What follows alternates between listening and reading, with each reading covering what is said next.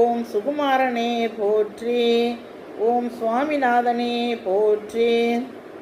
இன்று செவ்வாய்க்கிழமை முருகனுடைய 108 போற்றி பார்ப்போம். ஓம் ஆறுமுகனே போற்றி. ஓம் ஆண்டியே போற்றி. ஓம் அரண்மகனே போற்றி. ஓம் அபிஷேக பிரியனே போற்றி.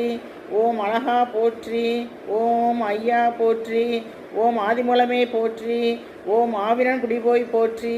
ஓம் இறையனே போற்றி. ஓம் இளையவனே போற்றி.